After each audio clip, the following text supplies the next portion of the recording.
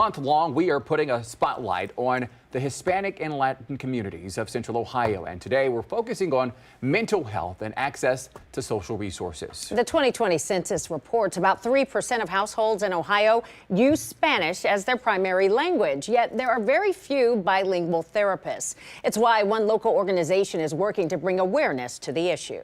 The next step is for us to go out and find those Spanish-speaking or culturally appropriate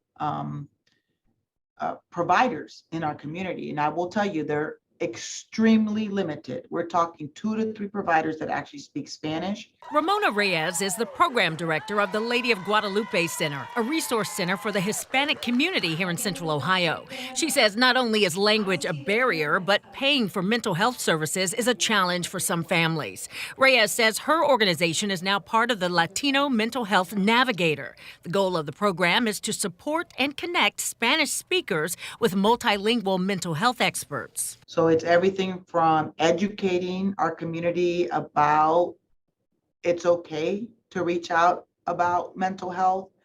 Our Black and Brown communities are, we have a lot of myths, right?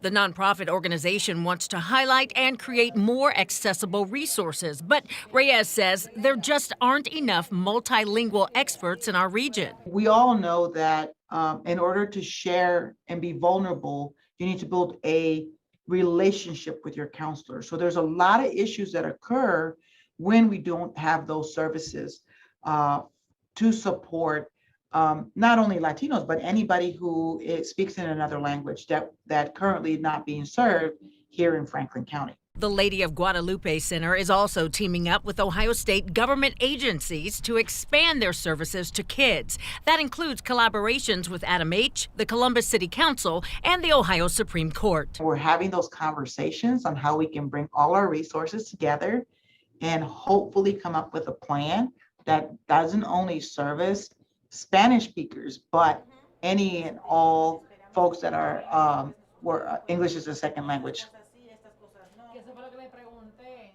Reyes says it will take more than just her organization to ensure the entire Hispanic and Latin communities have access to mental health resources. So here's how you can help. The organization's leader tells 10TV whether you speak Spanish or not, they could use your monetary donations or volunteer efforts. If you want to sign up, we have a link to the Lady of Guadalupe Center website posted right now at 10tv.com/featured links.